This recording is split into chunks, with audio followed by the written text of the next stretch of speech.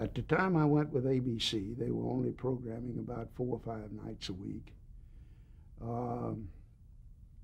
Leonard Goldenson had predicated his bet on ABC on his ability to get the the studios in Hollywood to make pictures for him. He did not have the foundation of all of those radio shows to slide them into television, like CBS and NBC. They just put their game shows and their personality shows and their Red Skeltons and all of them right into television. I Love Lucy was radio, so on. But Goldenson had none of that. But he had bet that I can get those studios to produce pictures for us, and we are going to get a jump on the other two networks. And that was when he made the deal. That was before I got there. He made the deal in '64 with Walt Disney for Disneyland. Now, oddly enough, I had worked with CBS and had tried to get CBS interested in Disney because it was offered to us after NBC turned it down. But Walt Disney pitched CBS, and I knew the whole deal. It was to commit for 7 years of 1-hour programming and to put up $32 million for Disneyland. That was Walt's price. Actually, it was Roy, his brother's price, to get into television. And I knew then at ABC what deal they had made, because when CBS turned it down and Mr. Paley turned it down, Goldenson got the concessions in the Disneyland, put up $17 million in cash, went on the note with Disney for $17 million more, and committed to 7 years of 1-hour programs. We were going to go at 7:30 on Wednesday night. That they were going to go. I was not there. But the show was a huge success. It was the year of Davy Crockett, El Fago Baca, Slaughter. Then they had all of these other things that were, Disneyland was the biggest thing at that particular moment. And that was the first break in Hollywood. Walt Disney had never really belonged to the Hollywood group of producing people. He had always been something of an outcast. When he was the least bit successful, he started Buena Vista for the distribution of his own films.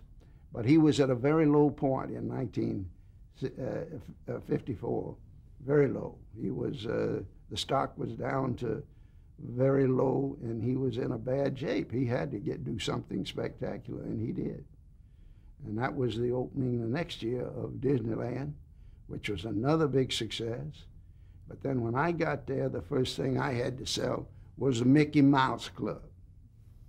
And that was divided in 15-minute segments, 5 nights a week, 1 hour.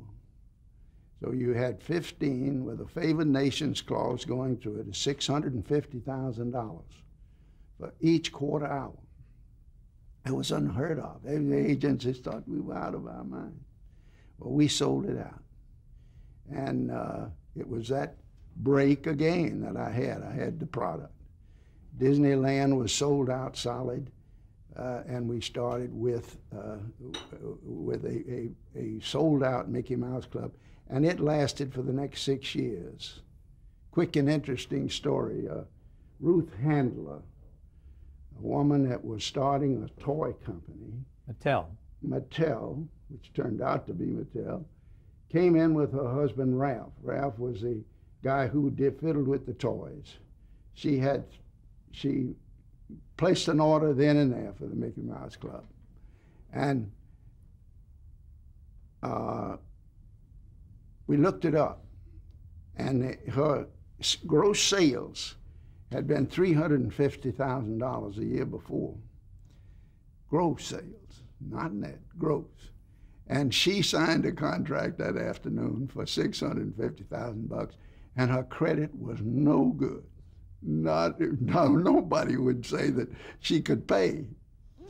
And it got to Leonard Goldenson, and I made the pitch for the woman. I said, these people are going to be pretty good. And Leonard gave the go-ahead for them. And the other advertisers were blue chip through and through, except for that company and Milton J. Bradley, the two toy company. But Leonard they had two products. They had a thing pop goes the weasel, and the thing jumps out of the box on pop. And the other one was this doll. The Barbie doll. Barbie doll, which incidentally is a billion-dollar business unto itself. Annual business, $1 billion. But anyway, that was my start. I switched over to programming.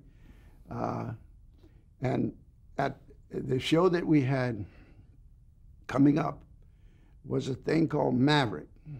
And that show was from Warner Brothers. And that was Bill Orr, the son-in-law of Jack Warner. The guy that talked them into going into it was Benny Kalmanson. I don't know whether you ever knew Benny, but he was head of distribution for Warner Brothers. And he was a great believer in television right from the top and played a very important part in their expansion into television. But Maverick, Jim Garner, was cast off of Sayonara. He was in a picture called Sayonara. And he was cast by Bill Orr to go in there. And the price that they paid him for 1 hour episode was $1,700. And we made the first group of them, and Warner Brothers could not keep up with the hourly a week schedule. And just as we saw the thing taking off, they advised us they couldn't deliver but one every other week. Oh, well, that was a blow. Then Bill Orr called and said, what if we have a brother? That was the start of every other week of these guys being the Maverick Brothers.